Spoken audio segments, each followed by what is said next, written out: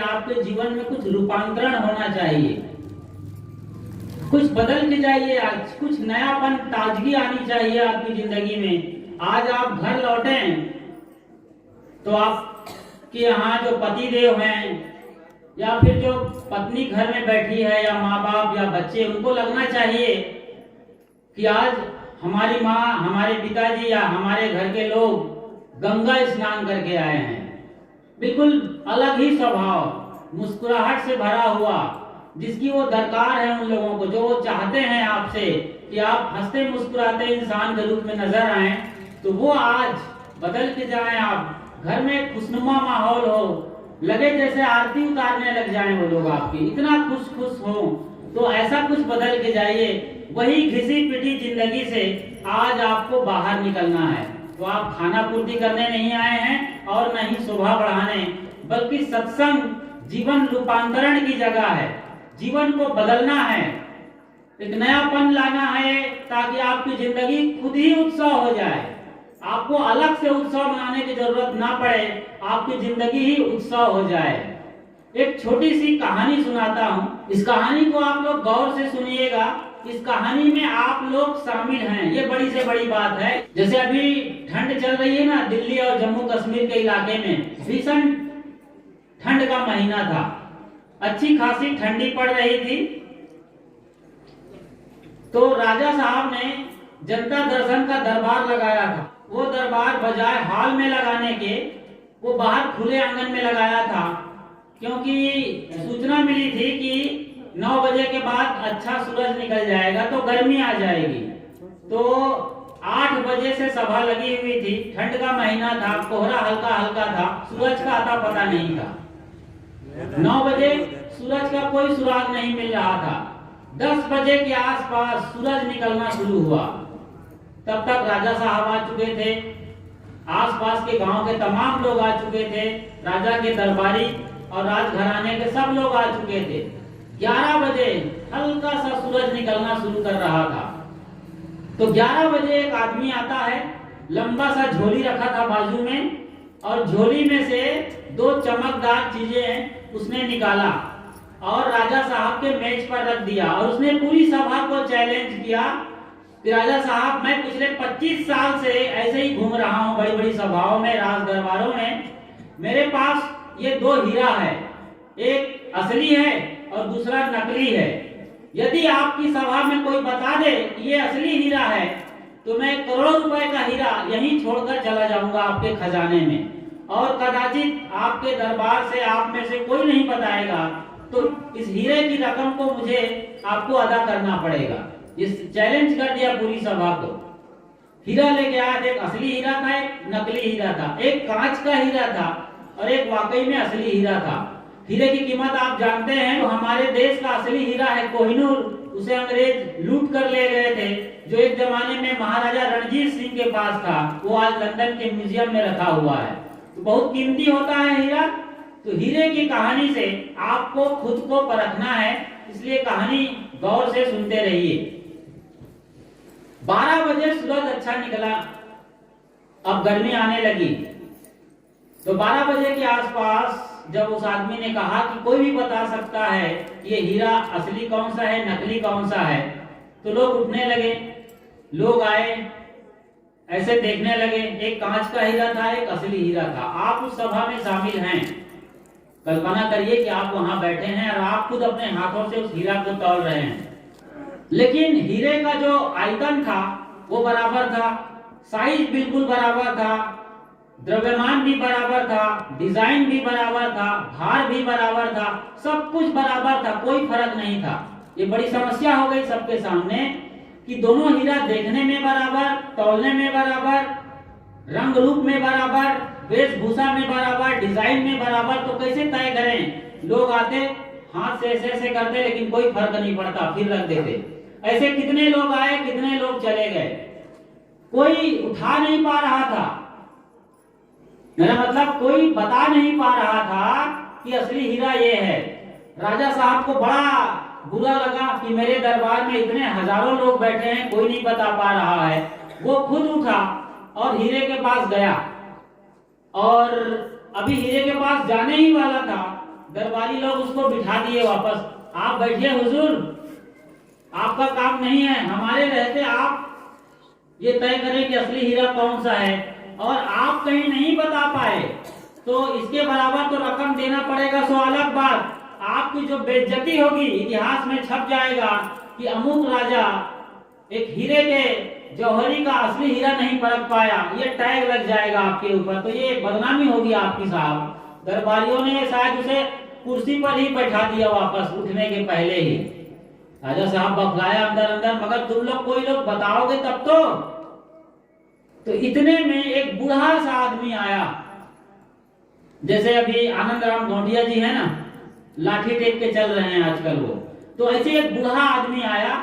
वो बूढ़ा आदमी जन्म का अंधा था, कुछ नहीं जानता था वो देखने के मामले में, ना उसे काला रंग का पता था ना सफेद रंग का पता था, कुछ भी नहीं जानता। जन्म का अंधा आदमी क्या जानेगा। हम लोग आंख बंद करते हैं तो काला काला दिखता है, कभी कभी लाल दिखता है गर्मी आने से आंखों में, लेकिन वो तो जन्म का अंधा था, उसे कोई रंग भेद भी पता नहीं था। ऐसा आदमी दुनिया की कोई भी चीज नहीं देखा था। वो आदमी आया बूढ़ा सा और राजा से कहा कि हुजूर मुझे मौका हो तो मैं कुछ करूं। राजा साहब तो ऐसे ही परेशान था, कोई नहीं बता रहा था। उसने कहा जरूर जरूर, नेकी और पूछ पूछ, आप आइए परखिए और सभा को बताइए असली हीरा कौन सा है। तो अंधा आदमी, देखिए आप आंख वाले वहां बैठे हैं, वहां वो अंधा आदमी आता है और बस दोनों हीरा को ऐसे उठाया। अब तक सभा लगभग 8 बजे शुरू हुई थी, अब तक 1 बजने का वक्त आ चुका था। उसने 1 सेकंड के अंदर बता दिया, 1 सेकंड भी नहीं लगा, उसे दोनों को उठाया और अपना दायां हाथ उठा के बताया ये असली हीरा है। तो वो जो जादूगर सरीखा आदमी आया था जिसका हीरा था, उसने पूछा बाबा से बाबा कैसे बता दिया, कान में पूछा धीरे से, कोई नहीं सुना। उसने उसके कान में बुदबुदा दिया, कैसे बताया वो बता दिया। और फिर उस आदमी ने कहा कि बाबा जी बहुत सही बताए हैं कि ये जो उनके हाथ में हीरा है वही असली हीरा है और ये वाला नकली है। पूरी सभा में सन्नाटा पसर गया कि आंख वाले हम देखकर तौल कर भी नहीं बता पा रहे। ये अंधा आदमी जन्म का अंधा है, कुछ भी नहीं देखा दुनिया में कोई चीज, वो कैसे बता दिया। अब आप में से कोई हाथ उठाएगा कि वो अंधा आदमी क्यों बता दिया होगा। कोई बोलिए, इतने लोग कहानी सुन रहे हैं कि नहीं, कि आवाज आती है मेरी वहां तक, आपके कानों तक। क्यों भाई, वहां पर जज लोग बैठे हुए हैं, आनंद राम गौंडिया स्वयं वहां एक बड़े जज के रूप में बैठे हुए हैं। कोई बताइए कि वो अंधा आदमी सूरदास कैसे बता दिया कि असली हीरा ये है। क्या हुआ, क्या हुई, अंदर आत्मा से आवाज आई, क्या आवाज आई, कौन बताएगा। बिल्कुल सही बोल रही है वो। आत्मज्ञान तो बहुत दूसरी बात है, लेकिन हीरा परखना है हाथ से लेकर। तो ये कथा मैं कैंसिल कर देता हूँ, अगले साल फिर आऊंगा तब बताऊंगा। कैसे रहेगा, कोई आवाज ही नहीं आ रही है आपकी तरफ से। क्यों भाई आनंद राम गौटिया जी, मैं बताता हूँ आपको हुआ क्या था। ठंड का महीना ही था, सुबह अच्छी खासी ठंडी थी, धीरे धीरे गर्मी बढ़ने लगी। तो एक कांच का हीरा था, एक असली हीरा था। कांच का हीरा धीरे धीरे गर्म हो गया और असली हीरा उसको कोई फर्क नहीं पड़ता, चाहे उसे भट्टी में डाल दो। इतना मजबूत और सख्त धातु होता है हीरा, वो थोड़ी मोड़ी गर्मी में नहीं पिघलता। पानी 100 डिग्री में खौलता है और लोहा को पिघलने के लिए कम से कम 1000 डिग्री के आसपास की गर्मी चाहिए। हीरा को तो शायद और भी ज्यादा चाहिए। तो असली हीरा ज्यों का त्यों था, नकली और कांच का हीरा जल्दी गर्म हो गया था। ये कहानी क्या बताती है, इसके पहले सदगुरु कबीर साहब की एक वाणी मैं बोलता हूं। हीरा सोई सराहिए सहे घनन की चोट, कपट कुरंगी मानवा परखत निकरा खोट। कबीरा परखत निकरा खोट। हीरा सोई सराहिए सहे घनन की चोट। हीरा सबसे कठोर धातु है। कार्बन के 4 सहसंयोजक बंध से वो हीरा बनता है। सद्गुरु क्या कह रहे हैं? हीरा सोई सराहिए जो सहे घनन की चोट। निहाई पर रखकर, लोहार के निहाई पर रखकर हीरा को आप पीटते रहो सुबह से शाम तक, कोई फर्क पड़ने वाला नहीं है।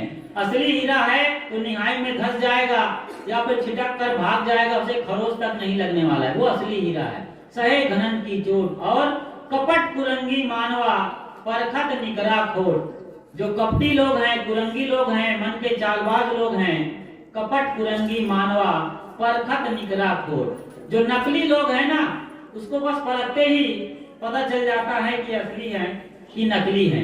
सार बात इस कहानी से और इस साखी से समझने का प्रयास करिए। इधर ध्यान दीजिए, मेरी तरफ नजर लगाइए, तभी समझ में आएगा, वरना एक कहानी सुन के आप चले जाएंगे, शायद तालियां भी बजा देंगे, लेकिन कोई फर्क पड़ने वाला नहीं है। मैं पहले कहा कि बदल के जाना है, आज कैसे बदलना है वो मैं आपको बता रहा हूं। कांच का हीरा जल्दी गर्म हो गया और असली हीरा चुपचाप शांति से बैठा रहा, उसको कोई फर्क नहीं पड़ा। हमारे गुरुदेव भी हमें कंठी दिए हैं, इसे भी हीरा कहा जाता है। तो ये आप लोग गुरु के असली चेले हैं, असली कंठीधारी हैं, तो आपको जिंदगी में जल्दी गर्म नहीं होना चाहिए। ये कहानी, ये घटना सबक दे रही है। आप थोड़ी सी बातों पर झुंझला जाते हैं, बहू ने कुछ कहा, सास ने, देवर ने, ननद भौज, किसी ने या देवरान जेठान के बीच थोड़ी सी बात होती है और आप तुरंत खिसिया जाते हैं, झुंझला जाते हैं, तुरंत गर्म हो जाते हैं।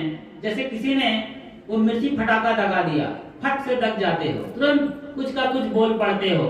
आपके बोल, आपके चाल ढाल, आपका बॉडी लैंग्वेज बदल जाता है, तो आप नकली और बिल्कुल ही नकली हीरे हो। ये बता रहे हैं। आप समझ में आ रही बात? अब समझ में आई ना कि गुरुजनों की जो बातें हैं किताबों के अंदर या जो माइक से बोलते हैं, वो केवल बोलते नहीं है, वो रियलिटी है।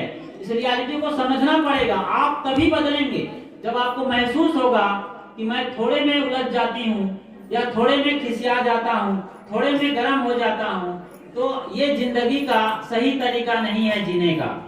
आपको धीर और गंभीर होना चाहिए, मुस्कुराते हुए मिजाज का होना चाहिए। मुस्कुराकर जिसे गम का जहर पीना आ गया, ये हकीकत है कि उसे जहां में जीना आ गया। तो आप समझने का प्रयास करिए इस चीज को कि आपको जल्दी गर्म नहीं होना है। थोड़ा सा सब्र करिए। किसी के मुंह से गाली निकलती है, किसी के मुंह से आप शब्द निकलता है, आपके कान तक आने में कम से कम 10-15 सेकंड लगते हैं, 2 से 15 सेकंड लगते हैं। वहां तक आप सावधान हो जाइए कि अगला आदमी गालियों की बौछार कर रहा है, गोलियों की बौछार कर रहा है।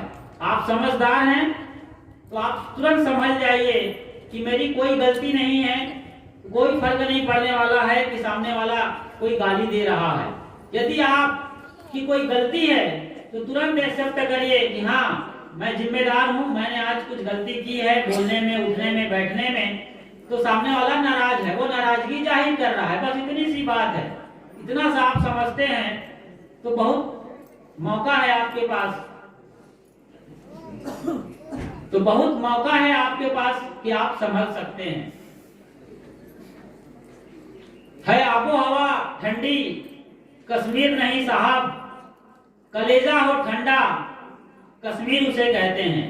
है आबो हवा ठंडी। अभी मौसम देख रहे हैं, डल झील शायद जम गया हो, वहां पर आईपीएल मैच खेला जा सकता है, इतना कठोर वहां की पिच बन जाती है। तो है आबो हवा ठंडी, कश्मीर नहीं साहब, कलेजा हो ठंडा, कश्मीर उसे कहते हैं। आप कूल माइंड के बनिए, ठंडे दिल दिमाग के रहिए।